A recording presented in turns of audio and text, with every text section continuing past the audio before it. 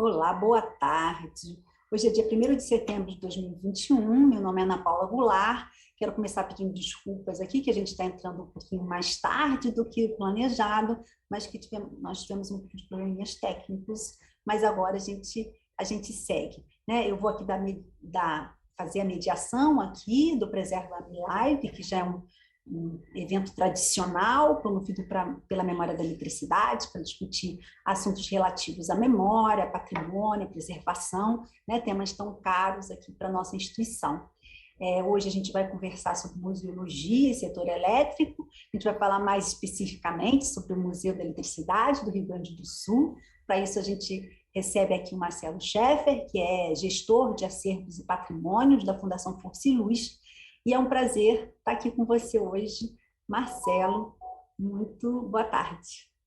Olá, boa tarde a todos e a todas. Eu que agradeço, fico muito lisonjeado de ter recebido o convite. Gostaria de agradecer também em nome de toda a equipe da Fundação. Então, vamos conversar um pouquinho sobre preservação. E bom, então eu começo pedindo para você se apresentar aqui para a gente, falar um pouquinho sobre a sua formação, sobre a sua trajetória profissional. Bom, me chamo Marcelo, tenho 28 anos. Eu sou formado em bacharelado em museologia pela Universidade Federal do Rio Grande do Sul, a URGS. Me formei em 2018. Logo que eu me formei, eu já ingressei no nosso Conselho Regional de Museologia como conselheiro-presidente. Nossa gestão vai até 2022. E, concomitante a isso também, eu iniciei uma especialização em História e Gestão de Acervos pela Universidade de Passo Fundo, aqui do Rio Grande do Sul.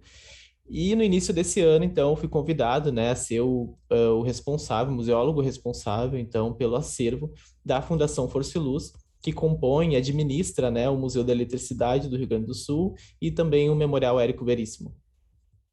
Bom, então fala para a gente, Marcelo, sobre o Museu da Eletricidade no Brasil, né? Você podia explicar para a gente quando a instituição foi criada, né, de forma pioneira aí no país, como que ela funciona, né? Enfim, conta um pouquinho aí da história e da atividade da instituição hoje. Claro, o MERGS ele foi criado em fevereiro de 77, né? Então, ele completou esse ano 44 anos e ele teve uma das suas principais idealizadoras, né? Foi a Suelena Josino, que é formada em Relações Públicas, e na época era funcionária da Companhia de Energia Elétrica aqui do Sul, do estado, e ela então viu essa importância de preservar, né, esse acervo, essa história do desenvolvimento, né, que a eletrificação no estado trouxe, né, na vida das pessoas. Então ele foi, que nem tu bem colocou, ele foi pioneiro nessa temática, né, do setor energético. Então ele é o primeiro e o mais antigo museu sobre energia elétrica e também alguns desdobramentos, né, que o museu traz. O museu ele teve algumas sedes, né? Então, desde 77. Então, a primeira sede do museu, ela foi em uma das dependências da própria companhia. Então, ele se instaura em 1977 e é a partir de 78 que ele começa a abrir as portas, né, ao público. Só que inicialmente era só o público interno, né? Eram só os funcionários da companhia que visitavam o museu. Depois, no mesmo ano, o museu ele ganha uma sede própria, 78 ainda, em julho, e ele vai para uma casa, então, que é localizada numa rua aqui de Porto Alegre, que ela é um pouco mais afastada dessa região central, né, da região central de Porto Alegre. Já em 90, então ele fica até 90 nessa sede, em 90, então, ele vê a necessidade de ficar mais próximo das pessoas, né, porque a gente sabe que normalmente o foco, né, são lugares mais movimentados, onde as pessoas passam, entram nas instituições de memória, né. Então, ele vem a ocupar o edifício Força e Luz, até 1998, que aí quando ele retorna, em 98 ele retorna para as dependências da companhia, porque o edifício ele vai passar por um processo, ele passa por um processo de reciclagem e restauro, né? Então, o prédio estava em condições ruins, né? Já era um prédio bem antigo, então eles decidiram restaurar o prédio e reciclar ele, para que então, em 2002, o prédio fosse inaugurado como o Centro Cultural Érico Veríssimo, como ele foi conhecido até ano passado. e o museu volta para ocupando daí então o segundo andar, todo o segundo andar do edifício. O edifício ele tem 6 andares, é um edifício bem grande, né? Diversas salas e disposições de cursos, né? Temos um auditório, então ele é muito bem equipado, ele é acessível. Então, a princípio, resumidamente, né, a história do museu é essa. Claro que entre, né, todo esse tempo, o museu cumpriu a sua função, uma das suas funções principais, né, de comunicar a história da eletricidade no Rio Grande do Sul, no estado, né, do desenvolvimento através das companhias, das pessoas que passaram pela companhia, né, então houveram exposições itinerantes que iam para o interior, então assim, ele foi um museu assim bem pioneiro e ele iniciou com muita força, né, com bastante força mesmo. Então, você estava falando que o museu funciona no prédio que era o antigo Centro Cultural CCR Érico Veríssimo, né? Que hoje Isso. é onde funciona a Fundação Força e Luz. É isso? Isso, exatamente. É, vou explicar um pouquinho, então, esse processo que aconteceu, né? Vai ser muito massa. É, então, até novembro de 2020, era se conhecido como o Centro Cultural Érico Veríssimo e a principal mantenedora era a Companhia de Energia Elétrica, né, do Estado.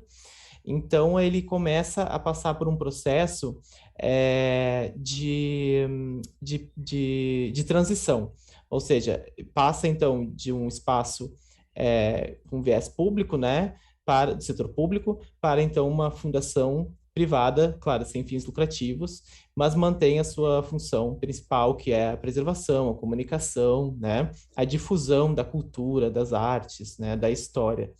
Então, a partir de novembro, ali, quando se inicia, e se instaura efetivamente em dezembro a Fundação Força e Luz, ela segue administrando e preservando e ajudando na comunicação do museu, né?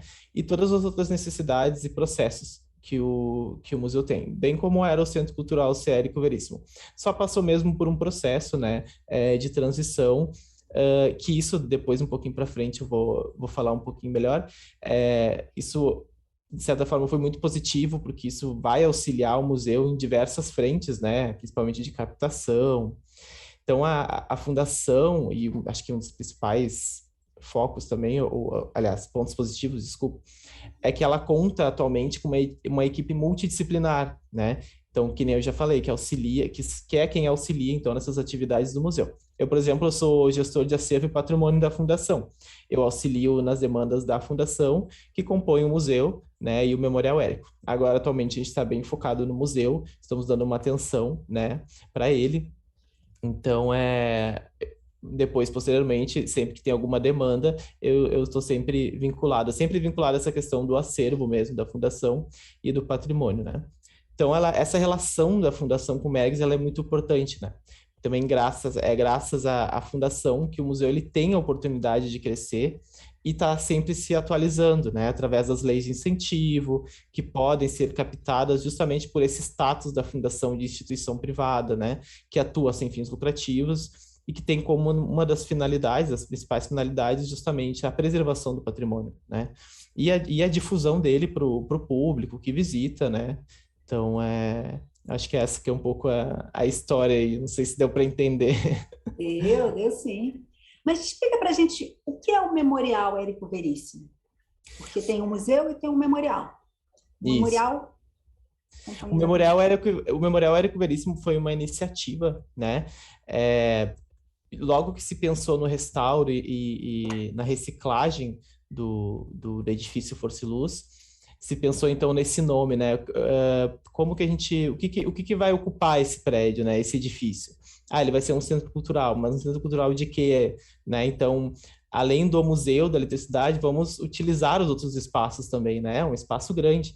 Então, além das exposições artísticos culturais também que o Centro Cultural né, fazia e que a Fundação ainda faz também, se houve, então, uma junção, né, com outras instituições para receber o acervo do Érico Veríssimo, né, do escritor Érico Veríssimo, que a família tinha doado. Então, foi-se criado um projeto através de lei de incentivo e se criou, então, e se viu essa necessidade de se criar um memorial para o Érico, então acabou casando, né? O edifício, enfim, o terceiro andar e o sexto andar são só do Érico Veríssimo, né? Então, o terceiro andar é mais lúdico, é mais onde a gente leva nas mediações as crianças, né? As escolas, ou, enfim, qualquer um que queira visitar. E o sexto andar, então, é onde fica o acervo do Érico de fato, os manuscritos, os livros, numa expografia muito bonita, né? Então, muito aconchegante. Então, foi um projeto bem bacana, bem grande, que foi feito no Memorial Érico. Então, Marcelo, esse próprio edifício, né, onde vocês funcionam, o edifício Força e Luz, ele em si também é um patrimônio arquitetônico, né? E isso, ele é assim. É um prédio antigo também, né, do início da década de 20 do Isso. século passado. É um prédio tombado também pelo Instituto Patrimônio Histórico Estadual, né? E Artístico Estadual. Então, ele é um patrimônio tombado também. Então, Marcelo, vamos falar então agora um pouquinho dessa própria da documentação museológica, né? Que você acho que é onde você atua mais diretamente, né? Você podia falar um pouquinho como que é essa experiência com o acervo museológico da instituição? O que você destacaria? Enfim, podia falar um pouquinho para a gente? Claro, eu acho que eu não sei se eu posso retornar um pouquinho na questão do próprio edifício, porque ele tem uma história muito interessante, né, que eu acho que seria bacana compartilhar. O edifício, né, ele é construído em 1900, inicia-se, né, a construção em 1926, e a história da construção dele é muito legal, assim. Antigamente existia um clube de caçadores, né, então no século XX, passar um segundinho que temos um visitante aqui. No século XX, então, se construiu, né, um clube dos caçadores, que era chamado, que ficava na rua de trás, de onde hoje existe o edifício Força e Luz. Na época não existia o edifício, era apenas um beco, né? E esse clube dos caçadores era conhecido por ser uma casa de jogatinas, com shows de mulheres, então era um espaço onde, né, na época, os homens iam se divertir. E dado esse sucesso desse empreendimento, né, em 1926, então, o Capitão Lulu, que seria o conhecido dono, né, desse clube dos caçadores, ele então inicia essa construção do prédio, do edifício Força e Luz, que na época ainda não era conhecido como edifício, porque Força e Luz, porque a ideia dele era se tornar um cassino no meio, né, no coração, no centro da cidade de Porto Alegre. E claro que então depois, com o término, né, da construção do prédio, ele sofre muita pressão, tanto do Estado quanto da Liga das Senhoras Católicas na época, né? Então ele decide não seguir com o cassino. E aí, em 1929, desculpa, a empresa americana de energia elétrica, a Foreign Light and Power, ela aluga o edifício, né, porque após a concessão do Estado, justamente para o desenvolvimento da energia no Estado. Então, acho que é muito bacana. E a partir daí, então, foi a primeira sede da Companhia de Energia aqui do Estado, né? E na época a empresa também vendia eletrodomésticos, justamente para disseminar a venda da energia elétrica, né? Então, por que eu preciso ter energia elétrica? Ah, porque você precisa de uma geladeira. Então, acho que é bem interessante essa relação, né? E a agência ali foi a primeira agência do Estado, né? E ela permaneceu ativa até 1990, no prédio, né, no caso, até a década de 90, desculpa. E então, a partir disso, o prédio ele é tombado pelo IFAI, tem todo esse processo de tombamento que se iniciou daí na década de 80 e finalizou em 90, né? Então, achei interessante só trazer um pouquinho da história do próprio edifício, que tem uma história própria, Sim. né? Então, tu vê uma memória própria. E uma história canta, né? É, uma história e tanto. E ainda tem lacunas que precisamos preencher. Então, Marcelo, mas aí voltando então à outra questão, a outra pergunta que, né, diz respeito mais à sua atuação, enfim, ia perguntar a você um pouco sobre a sua experiência com o acervo museológico lá da instituição, o que você destacaria, né? Enfim, falar um pouco da sua experiência. Claro. Desde a constituição, né, da constituição de um museu, existem vários processos, né, dentro do museu, desde o processo de musealização, documentação museológica, muito importante, a aquisição dos acervos, né? Então, o museu ele sofreu algumas etapas, né, nesses processos de documentação museológica. Então, no início, quando se fundou, imagine, em 77, né, tinha eram poucos objetos, né, que o museu tinha, então ele foi aos poucos acrescentando novos objetos ao museu, e ele passava sempre por um processo muito correto de documentação. A gente conhece, existe acho que um dos principais, né, depois da aquisição, é o tombamento do objeto, que é um dos processos de musealização. Então ele tinha o livro tombo, né, que foi aberto em 77, que é onde você tomba o objeto, né, com as suas informações. O objeto era fotografado, então tem os negativos, então, né, então toda essa história também do museu, da documentação tem. E claro, ao longo do tempo ele foi passando por novos processos, se atualizando. No início um pouco antes dele se mudar depois que o edifício é restaurado, né, reciclado, o museu já tinha começado uma catalogação do acervo digital. Ainda era uma catalogação que complementava a física, porque não tinha como anexar imagens, né? Era um programa muito duro, né? No aspecto de não podia modificar muito algumas informações. E hoje, claro, ele passa agora para uma nova etapa. Eu tive a honra de ser estagiário no Centro Cultural Sérico Veríssimo quando eu estava na graduação, então em 2017, 2018. Eu fui o primeiro estagiário de museologia ali, e a gente começou um processo de arrolamento, né, que é um levantamento de tudo que o museu tinha.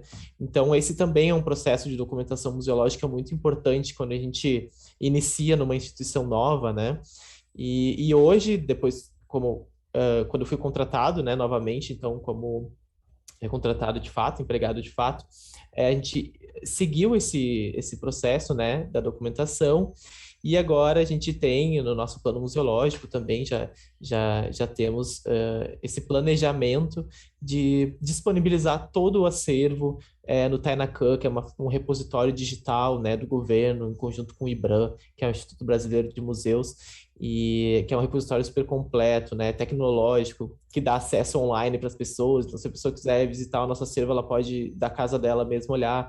Claro que estamos caminhando para isso, né, organizando, higienizando o acervo, né. Então, mais para frente eu vou falar um pouquinho também dos processos que o museu está para passar. Então, esse processo da documentação museológica ela é muito importante para qualquer museu, né? Mas o Mergs ele teve um bom manejamento assim, né? Nessa questão da documentação museológica. Ele tem muita informação e essa informação está acessível, né? Hoje, graças a esse processo que foi feito anteriormente. O que você destacaria nesse acervo museológico, assim? Nós temos uma infinidade de objetos, né? Bastante objetos, depois a gente falar um pouquinho também sobre isso, mas alguns sempre chamam mais atenção que outros, né? Então, nós temos um polvo, né? Que é um objeto que vinha, ele foi denominado polvo, mas é uma válvula que veio de uma das usinas, né, do interior, que é uma válvula que tem até mercúrio, então é uma válvula bem... Então, ela passou por algumas exposições e as pessoas chamavam ela de polvo. Temos o poste também, a óleo de baleia. Então, imagina, na época, antes da eletricidade, né? Esse desenvolvimento da eletricidade no estado, existiam os acendedores que iam com óleo e acendiam poste por poste, depois apagavam poste por poste. Claro, pensando numa época em que Porto Alegre, né, era, enfim, só a região central, eram poucos habitantes, né, 30 mil habitantes, comparado com o que é hoje, enfim, 1 milhão.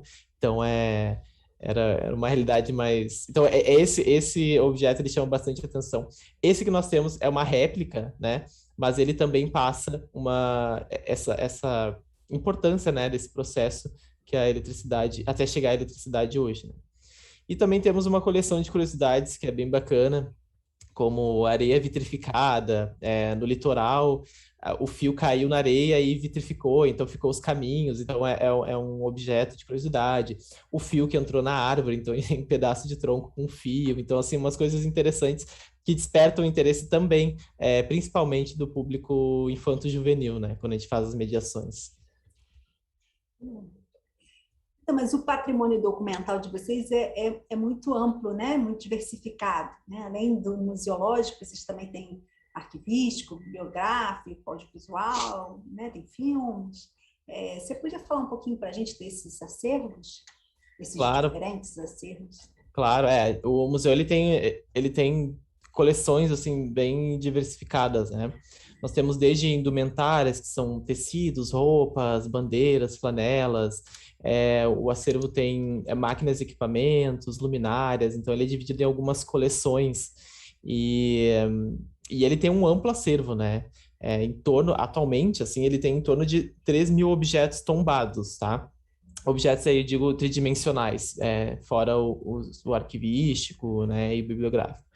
Então, e os documentos do arquivo agora, eles estão passando por uma grande fase de organização pela nossa arquivista, a Rafaela, que também faz parte do quadro da Fundação, onde estão sendo definidos os fundos, o quadro de arranjo, de temporalidade, né? Tudo isso para que a gente possa disponibilizar depois todo esse material, né? Todo esse acervo para o público, para os pesquisadores com mais rapidez e com mais informações, né, possíveis. Nós tivemos um projeto até no início do ano de ampliação do acervo do Mergs, do Museu da Eletricidade, inclusive onde eu fui contratado como museólogo consultor pela companhia, né? E na época eu ainda não era funcionário efetivamente da fundação. E nós fizemos algumas visitas no interior do estado, em algumas sedes, né? Principais sedes da companhia de energia elétrica. Então, nós fomos a Pelotas, cidade de Pelotas, que é mais na região sul, em Canela, né? Aquela região de Canela, Gramado, ali também. Ali ficam as usinas mais antigas, né? Do estado, são lindas, incríveis. Aqui também em Porto Alegre, no centro administrativo, Noé Melo de Freitas. Então, onde a gente reconheceu, identificamos e recolhemos, né, alguns objetos potenciais para o acervo. Então, a gente fez, de certa forma, uma aquisição em loco, né? Fomos até lá e recolhemos os objetos. Que é um importante passo também para a valorização desse patrimônio, né, cultural do setor energético aqui do Estado.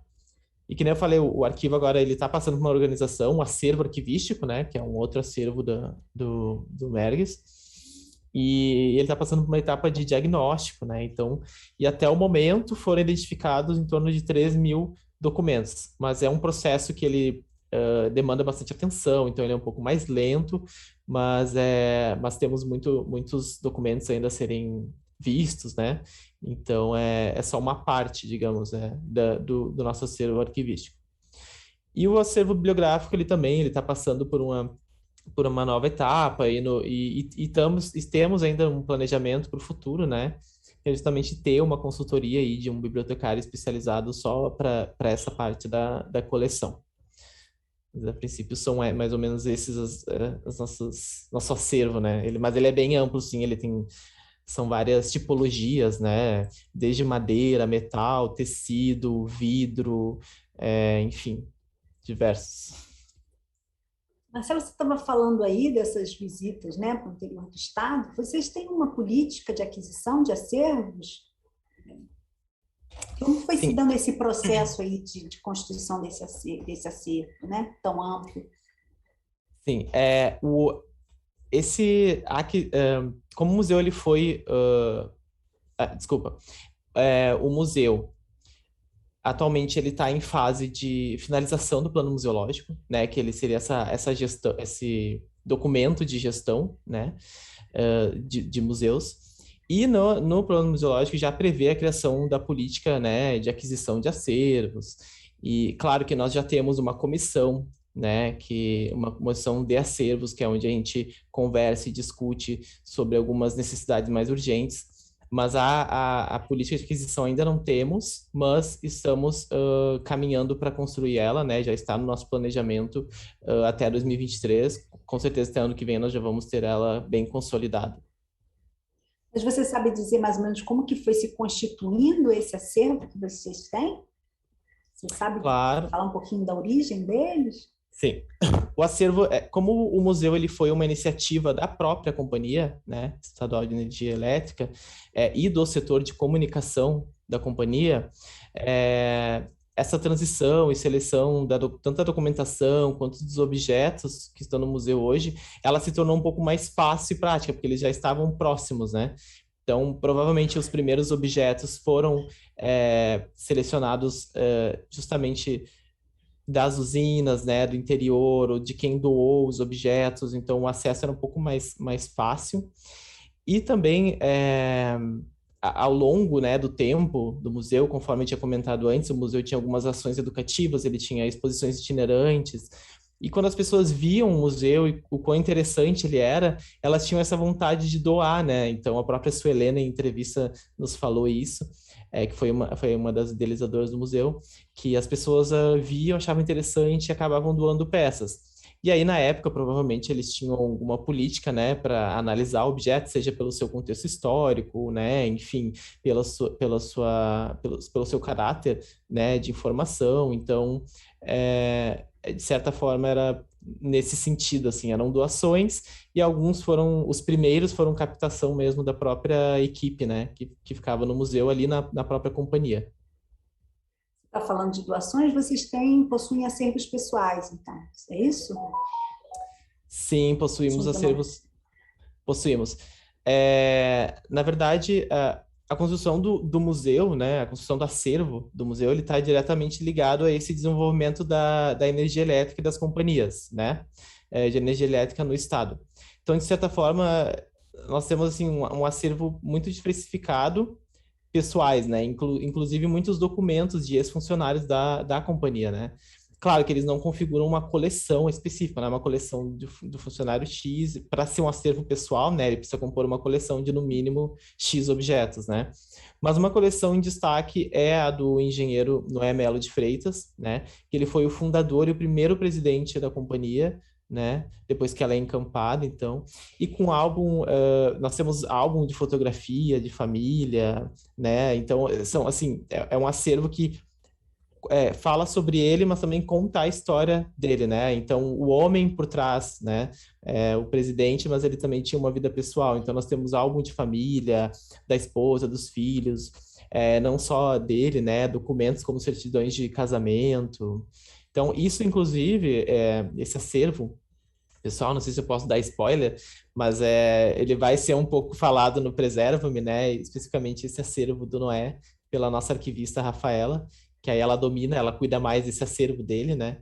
Mas também temos, além dos documentos, temos alguns acervos pessoais, alguns acervos, desculpa, tridimensionais, como a mesa, né, cadeira onde ele trabalhou, óculos, caneta, né? Então, alguns pertences assim dimensionais nós temos, mas a maioria também é documental, né? São arquivísticos. Bom, tá aí, estamos curiosos aí para ouvir no Preserva-me Live mais sobre esse assunto. Mas, Marcelo, falando aqui um pouco mais da sua atuação, ela contempla também partes relacionadas à conservação preventiva, né? Você falou aí das exposições também, plano museológico para instituições culturais. Você podia falar um pouquinho sobre esses processos? Vocês oferecem serviços para fora da instituição ou são processos só internos? Enfim. Sim, ali no museu nós temos, né, nossos procedimentos, nossas técnicas da museologia que nós utilizamos, claro que sempre respeitando as outras profissões, né?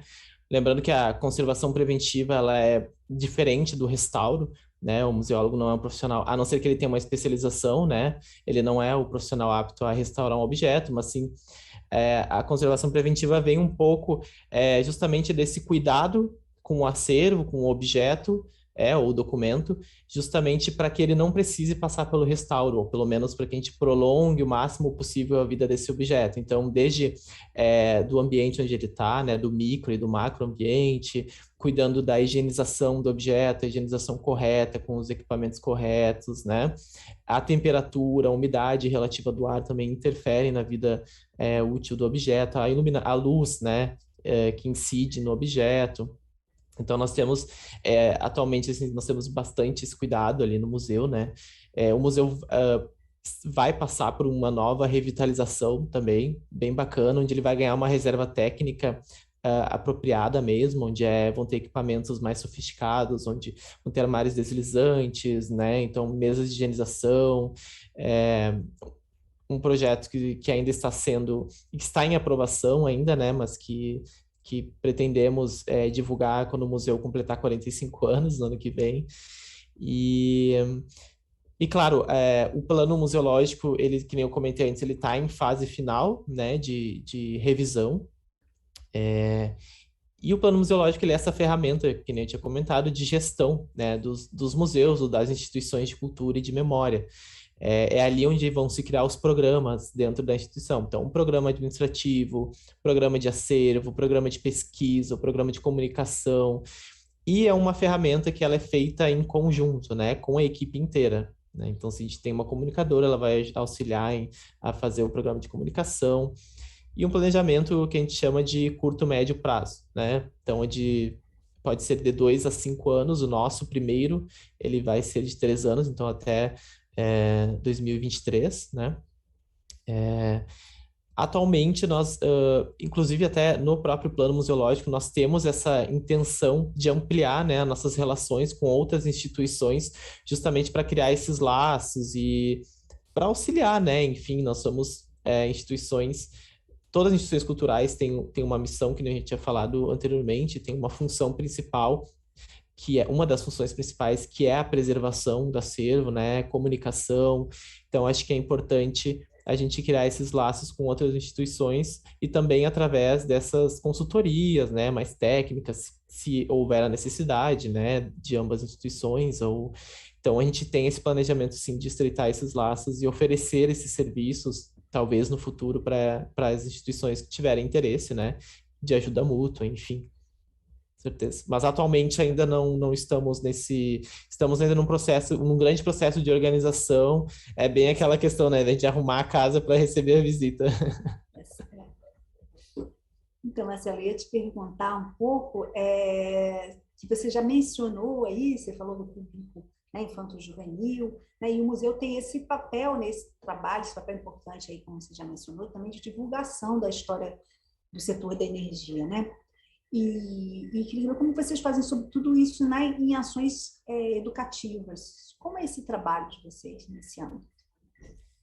É, como eu comentei antes, o museu, ele, quando inaugurou, né, com certeza ele teve esse desafio de aproximar o público jovem, né? Como é que a gente vai trazer o público, né? Então, tiveram muitas expertises, assim, na época, né? Então, eu acho que as exposições itinerantes, elas são muito importantes, né? Foram muito importantes, de levar o museu até a escola, de levar o museu até a praia, né? Até as cidades. Então, eu acho que isso também visibiliza, né, visibiliza o museu, a aproximação com as escolas, então essa ação de entrar em contato com a escola, né, de apresentar o museu e trazer as crianças, fazer uma mediação um pouco mais, tentar pelo menos fazer um pouco mais interativa, nesse momento em que o museu, ele ainda não tinha uma sala especificamente interativa. Depois, ali, se eu não me engano, foi em 2010, o museu ele ganha um museu interativo, né? Então, ele ganha uma nova sala ali no próprio Centro Cultural Sérgio Veríssimo, onde então vai ter a bicicleta, né, que vai simular a energia através da força. Então tem a luz solar, então tinha corrida de carrinho onde ligavam as luzes, e então as crianças adoravam, né? Então isso também foi de certa forma um modo de aproximar, né? Uma parte do museu interativo onde as crianças podiam mexer, brincar e aprender também um pouco sobre a energia elétrica, né? Então acho que essa foi uma sacada bem bacana do museu, né? E agora com essa nova revitalização do museu, vai se pensar ainda atualizar bem mais, porque hoje as crianças gostam de tablet, gostam de celular, então a gente precisa atualizar também para chamar o público, né? Porque é a principal função, né? É aproximar o público do museu, todos os públicos possíveis, né? Isso aí. Marcelo, fala uma coisa com a gente aí, com a chegada da epidemia de Covid-19, acho que todas as instituições culturais, museológicas, aí passaram por momentos difíceis, tiveram que se adaptar aí, muitos fecharam as portas, né, para atendimento do público. Como é que vocês funcionaram aí nesse período? Vocês interromperam as atividades presenciais, voltaram, deram continuidade de alguma forma? Como foi em 2020? Como está sendo esse ano? Em 2020, no início, né, quando estourou a pandemia, eu não estava ainda no quadro, né, ainda era Centro Cultural Sérgio Veríssimo, Mas eu sei que sim, por questões de saúde, né, e dos decretos, o Centro Cultural ele fechou, também por orientação da própria companhia de energia elétrica, né, ele fecha, então, para visitação nos espaços, mas o trabalho ele seguiu, sim, em home office, com essas atividades mais administrativas, né. Em 2020 foi justamente onde esse período da gestão do Centro Cultural Sérgio Veríssimo também começou esse processo de tramitação para tornar o espaço a atual Fundação Força e Luz, que é um movimento bem grande, né, que demanda bastante trabalho. Então, e junto com essa transição, a fundação e o museu eles ganham muita força, né, justamente tanto na gestão quanto no âmbito da preservação, por ter mais autonomia, né, para poder participar dos editais de fomento e incentivo que auxiliam hoje no desenvolvimento de todas as atividades de preservação da fundação. E o atendimento aos pesquisadores ele permaneceu, claro que remotamente, né, e dependendo da necessidade de consulta do acervo, se era algum acervo que podia ser escaneado ou não, mas o atendimento, né, o Centro Cultural sempre esteve disponível ao contato das pessoas, né, de quem tivesse interesse. Só a visitação mesmo que foi por questões, né, de saúde foram, sim, foram encerradas, né, até agora esse ano, se eu não me engano, foi em abril, se abriu com uma nova exposição no primeiro andar, aí se abriu só o primeiro andar e tinha um limite, né, de 6 pessoas apenas, com medição de temperatura, álcool gel, máscara, né, todas aquelas orientações.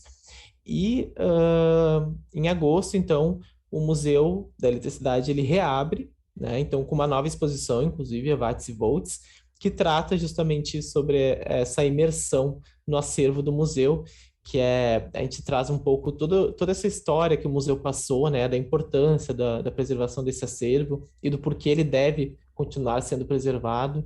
E então, a partir de agosto, foi dia 17 de agosto, já foi aberta, né, a exposição.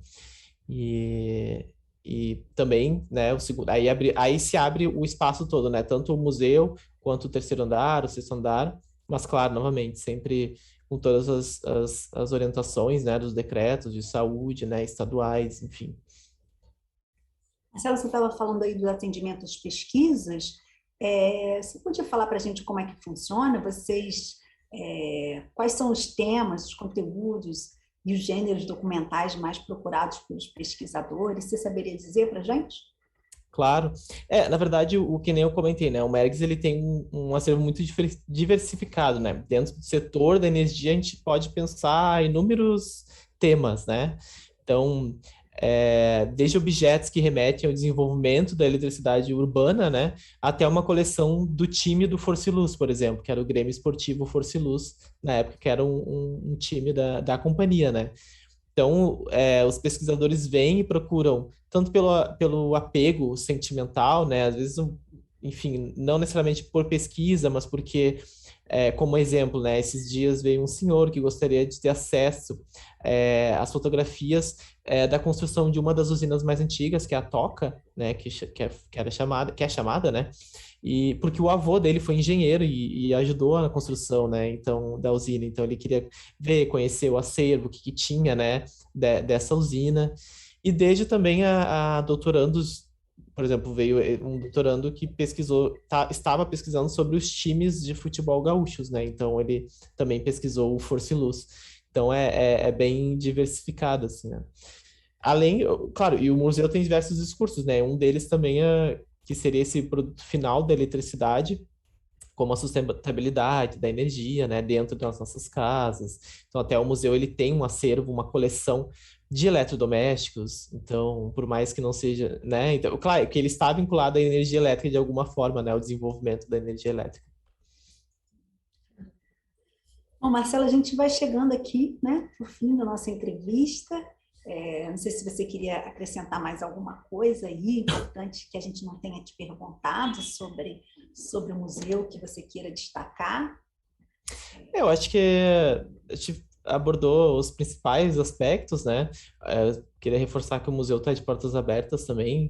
Quem for do Sul e claro, para quem não for também, mas que em algum momento, depois que a pandemia melhorar, né? Venham visitar, nós ficamos ali aqui no centro, na Rua dos Andradas, né? Então, visitem, venham falar conosco, ver nosso acervo.